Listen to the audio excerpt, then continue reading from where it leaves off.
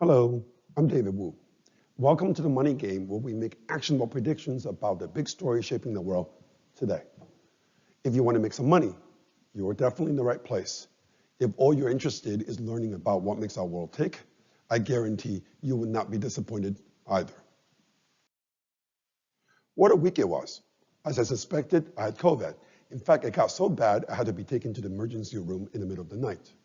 I guess after spending the last 2 months talking about how Omicron was the best thing for the world, it was divine justice that Omicron made me suffer. That said, I'm happy to report that in the middle of the massive Omicron outbreak here in Israel, there were only 10 beds in the COVID ER where I stayed, of which 3 were empty. The important takeaway, I am indeed an outlier. While I was fighting Omicron, the market was clearly fighting for its life. The high-flying U.S. stock market had its worst week since the beginning of the pandemic. Risk aversion towards stocks reached such extreme level that even arrested the sell-off in bonds. Warren Buffett famously said that only when the tide goes out do you discover who's been swimming naked. Real safe haven assets like the Japanese yen and gold did very well last week, while fake, safe haven assets like Bitcoin got destroyed. In my view, Bitcoin would not easily recover from what happened last week. But out of basically the carnage last week, we can glean 3 very important themes. Theme number 1, the market's finally waking up to the risk of a Russian invasion of Ukraine. This is very likely the reason why European currencies, including the ruble, were the worst performing currencies last week. Theme number 2, the Chinese stock market and its sidekick Brazil bucked the global trend and were actually up last week, believe it or not, as investors took comfort from China's decision to cut interest rates again. Thing number 3, remarkably, industrial commodities advanced last week despite the sinking stock market. And I'm not just talking about oil, copper, zinc, aluminum, cobalt, you name it. This rare decoupling suggests to me that the global recovery thesis remains intact. My portfolio allocations and trades so far have been writing out the volatility with flying colors. My long cash position served me very well last week. My mock portfolio outperformed the 60-40 benchmark by 72 basis points. My long positions in Chinese stocks and bonds did well. ExxonMobil went up and the euro went down on Ukraine risk. CCL went down last week, but no more than its beta to the market implied. Disney, of course, is a different story. The stock got hammered on news of slowing subscriptions of Disney+. I will talk more about Disney next week, but my thesis has not changed. Disney is not Netflix. Slowing subscriptions is an indication that people want to get out. And Disney, unlike Netflix, benefits when people do go out. If the stock keeps going down more, I will be buying more to reduce my cost average. Today, I want to focus on geopolitical risk. You're probably tired of hearing me say that geopolitics posed the single greatest risk to my optimistic outlook for global growth in 2022. The market is slowly but surely coming around to my view on this. To stay ahead of the curve, we need to ask a different question now. Is a Russian invasion of Ukraine just a minor risk, or should it be our central scenario? And if it's our central scenario, will this just be a minor incursion that Biden is suggesting this week, or more? To answer this question, I will go back to game theory that has served me very well over the years. Game theory is a study of decision-making by people with competing interests whose actions are interdependent. The man in this picture here is John Nash, an American mathematician who shaped the way we think about game theory today. Nash was the recipient of the Nobel Prize in Economics in 1994. The movie A Beautiful Mind, that was based on his life, won Best Picture, Best Director, and Best Actor in 2001. Great movie, by the way. Maybe you're already familiar with what game theory is. So I will start with what it is not. It has nothing to do with morality. It's not about good guys versus bad guys. In game theory, there are no saints and no devils. Mother Teresa's compassion or Idi Amin's deprivations hold very little interest to game theorists. In game theory, there are only good players and bad players. Most of the time, what makes a player good or even great is his or her empathy, the ability to put oneself in the shoes of another person. In that sense, there was no better player than Winston Churchill in the 20th century. Churchill's uncanny ability to read his own people, his allies, his enemies like an open book allowed him to always remain one step ahead. The UK was blessed by having a leader of his caliber for strategic thinking fighting on its side. In contrast, frankly speaking, I never understood why some people call Adolf Hitler an evil genius. He was evil, but I'm not sure he was genius, because unlike Churchill, Hitler eventually made too many strategic mistakes. He could have finished off the Brits at Dunkirk, but he didn't. He tried to take Stalingrad that had little strategic importance. If earlier in the war he had built more U-boats instead of battleships, he might have brought the British economy to his knees. Hitler failed because precisely he was not a strategic player, especially when it mattered the most. In game theory, we assume that people are selfish. We assume that it is everyone for himself at the end of the day. Napoleon Bonaparte has fallen out of favor with historians since my school days. However, from the point of view of game theory, the fact that Bonaparte had himself declared emperor does not diminish whatsoever the fact that he was probably the most strategic player the world has seen in the last 300 years. France, in fact, has not been the same after Napoleon. Because game theory assumes people are selfish, it assumes that they cooperate with each other only if it serves their interest to do so. Even then, game theory tells us that in the absence of binding contracts, the incentive to cheat and betray your partners and allies can be really great. Because game theory assumes that people lie, cheat, and renege on their promises, it frees us from moral judgment in our analysis. What I love most about game theory is that it forces me to think objectively. In summary, game theory is a great tool for predicting the outcome of strategic interactions between people and nations. These days, game theory is being applied to all fields of social sciences, business, and even biology.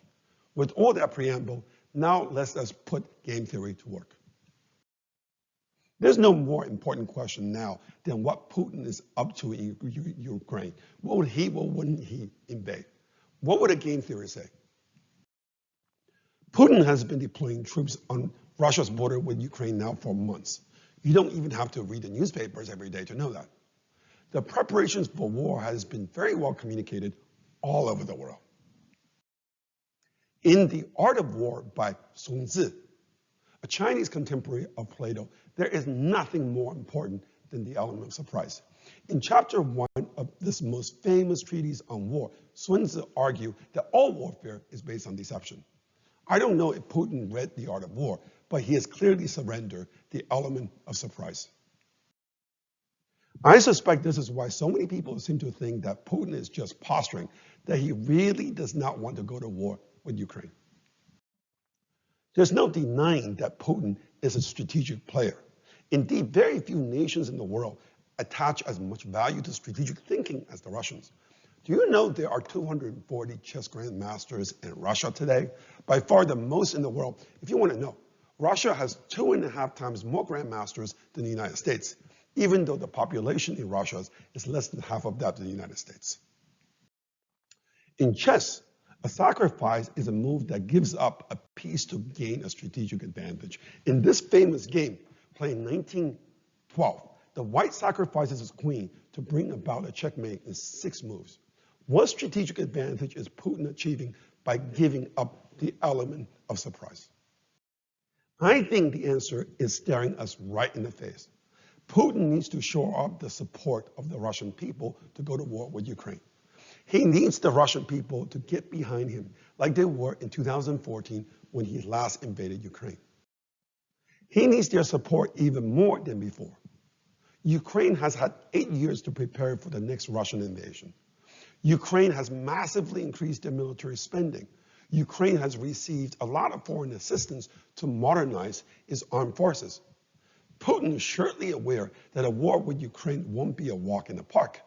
It certainly would be costlier and uglier than 2014. In my humble opinion, the reason why Putin has been taking his time is because he needs to convince the Russian people that he has exhausted all diplomatic options before he goes to war. Yet go to war Putin must if he does not get what he wants from the West, a legal guarantee that Ukraine will not become a NATO member. Russian historians will tell you that it was the US decision to place nuclear missiles in Turkey in 1959 that forced Moscow's hand and set into motion what became the Cuban Missile Crisis.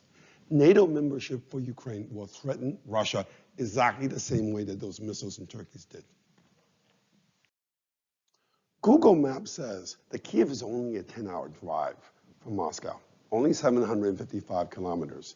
This means that if NATO were to place missiles in Ukraine, it would completely neutralize any advantage that Russia has gained from its new hypersonic missiles. It would not surprise me if there are people in the US at defense establishment advocating NATO membership for Ukraine to buy time while the US plays catch up on hypersonic missiles. Did Putin hear something of this sort? I don't normally trust anything that comes out of politicians' mouths, but I think Putin really meant it when he said that Ukraine represents a red line. Now let's turn our attention to the US. What does game theory say about Biden's angle in this Ukrainian crisis? You may recall a few months ago I talked about the game of chicken, which is one of the most famous games in game theory. In this game, basically two players, in two cars, are literally on a collision course. The idea is that whoever veers off course first will be the chicken, the loser.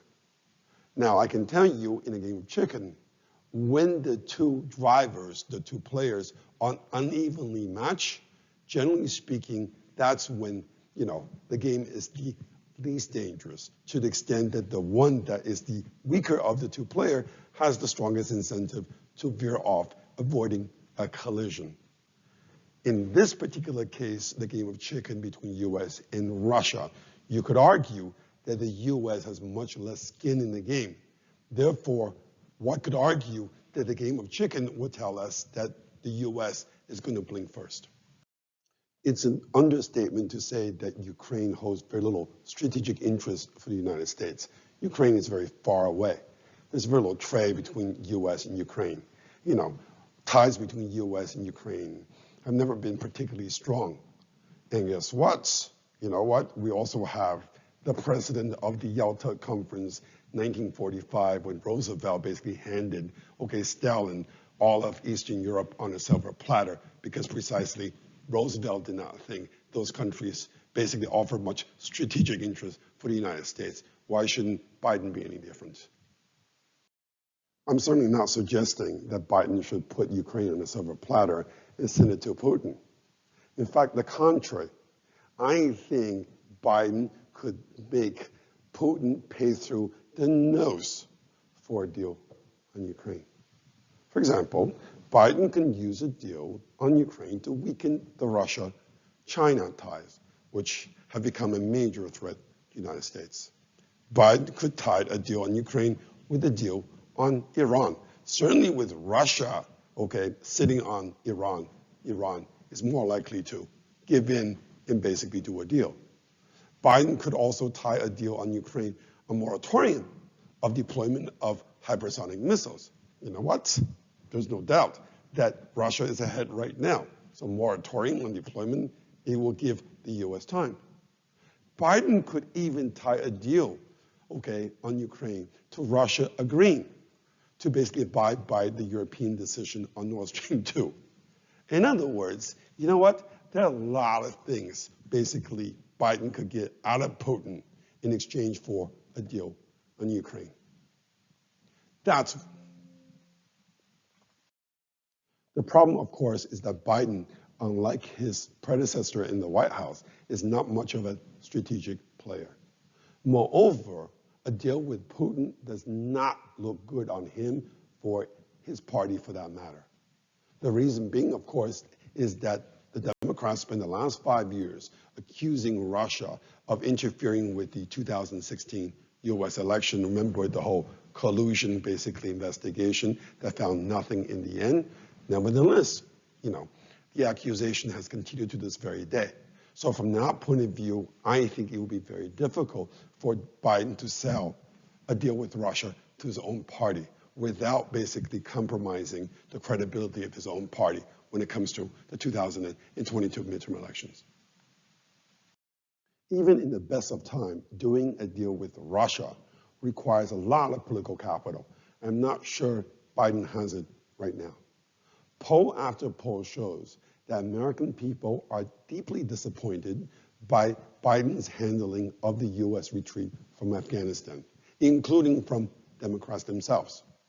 From that point of view, I think any deal, okay, with Russia is likely to be viewed as concessions to Russia. It doesn't even matter what Biden managed to get out of Russia. That's how it's going to be printed and basically portrayed in the press by the Republican Party. This is why this is going to make it very difficult for, I think, for Biden to doing a deal with Putin. Biden was mocked by even the left-wing press for his gaffe last week about Russia. This is what he said on January 20th. I think what you're going to see is that Russia will be held accountable if it invades, and it depends on what it does. It is one thing if it's a minor incursion, and we, NATO, end up having to fight about what to do and not to do.